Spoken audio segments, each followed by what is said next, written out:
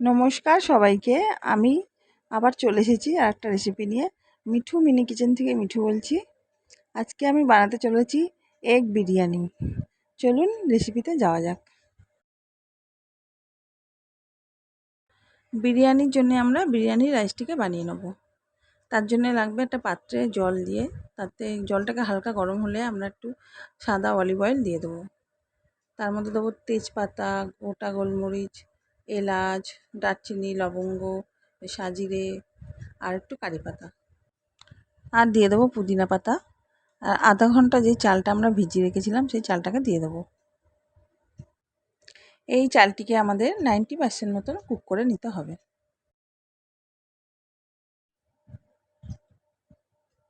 এইবারে আমরা স্বাদ অনুসারে নুন দিয়ে দেবো, দিয়ে একটু নাড়িয়ে নেব ছানটা দিয়ে।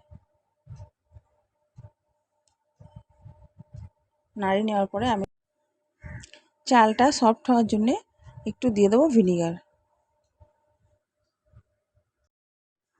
এদিকে আমরা ডিমগুলোকে সিদ্ধ করে নিয়ে একটু কাট করে নেবো যাতে মশলাগুলো ভেতরে ঢোকে।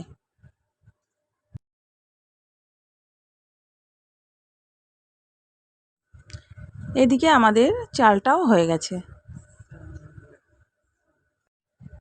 এবার আমরা ডিম আর আলুটাকে ফ্রাই করে নেবো। তার জন্য দিয়ে দেবো একটু হলুদ আর কাশ্মীরি রেড চিলি পাউডার। এবার একে একে ডিম আর আলুটাকে আমরা ভেজে নেব লাল লাল করে।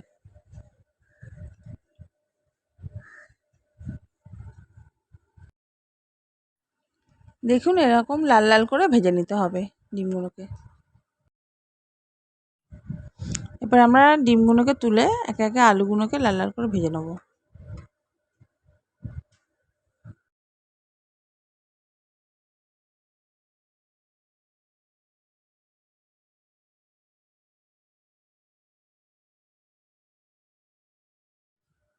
আলুগুলো ভাজা হয়ে গেছে, এবার এইগুলোকে আমরা তুলে নেব। এবার মশলার জন্য প্রস্তুতি নেব।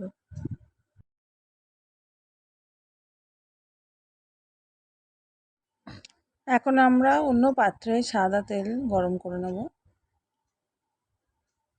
তাতে দিয়ে দেবো স্টার আনিস,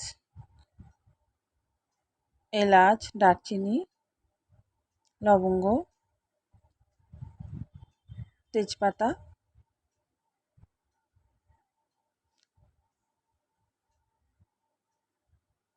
আর গোটা জিরে দিয়ে আমরা এটাকে একটু হালকা নেড়ে নেবো।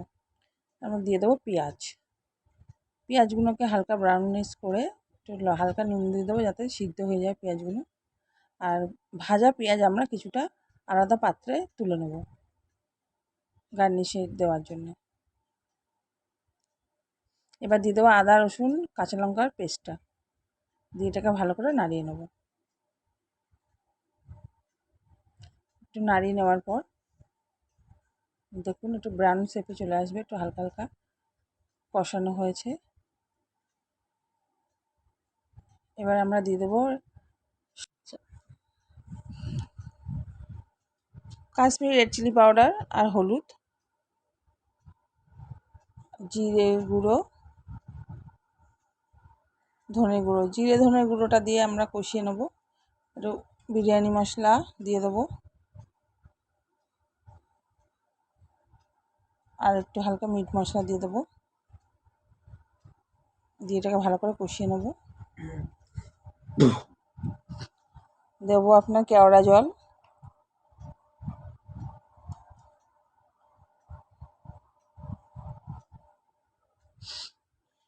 দেবো গোলাপ জল আর টমেটো পিউরিটা দিয়ে দেবো, দিয়ে এটাকে ভালো করে কষিয়ে নেব। ভালো করে হালকা আছে এটা ভালো করে কষিয়ে নিতে হবে। দেখো কত সুন্দর একটা কালার এসছে। এবার গার্নিশের জন্য আমরা একটু গ্রেভি তুলে রাখবো আলাদা পাত্রে।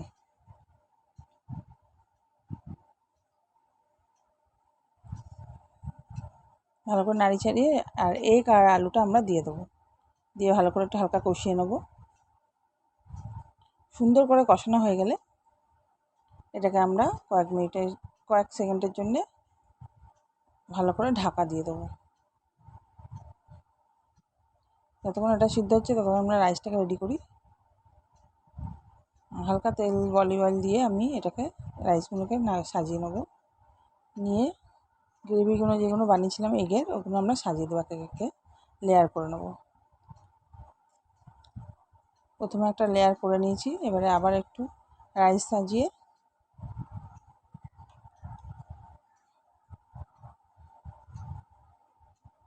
সুন্দর করে একটু রসিগুলোকে ভালো করে দিয়ে দেবো সাজিয়ে। দেওয়ার পরে এবার আমরা গ্রেভিগুলো দিয়ে দেবো। এগ আর আলু ভালো করে এটাকে গার্নিশ করে যে আমরা গ্রেভিটা রেখে দিয়েছিলাম আলাদা করে, সেই গ্রেভিটাকে ওপরে ছড়িয়ে দেবো। আর পেঁয়াজের যে বেরেস্তাটা আমরা ভেজে রেখেছিলাম সেটাকেও একে একে ওপরে ছড়িয়ে দেবো।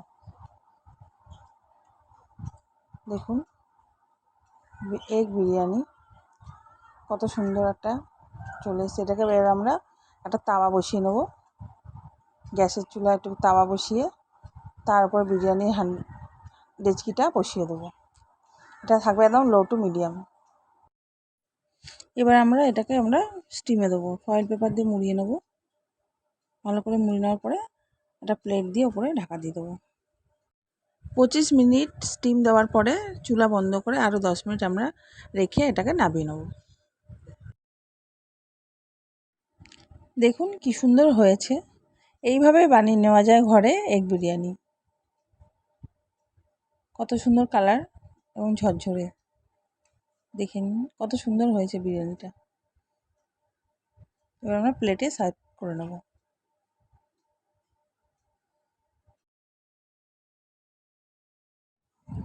আজকের এগ বিরিয়ানি রেসিপিটা আপনাদের কেমন লাগলো আমাকে জানাবেন কমেন্ট করে। ও লাইক, শেয়ার ও সাবস্ক্রাইব করতে ভুলবেন না। আপনারা কমেন্ট করে জানালে আমি এরকমই নতুন নতুন রেসিপি আনার উৎসাহ পাবো। আজকের জন্য এতটাই। আপনারা সবাই ভালো থাকবেন। দেখা হবে আবার পরের ভিডিওতে। Thank you.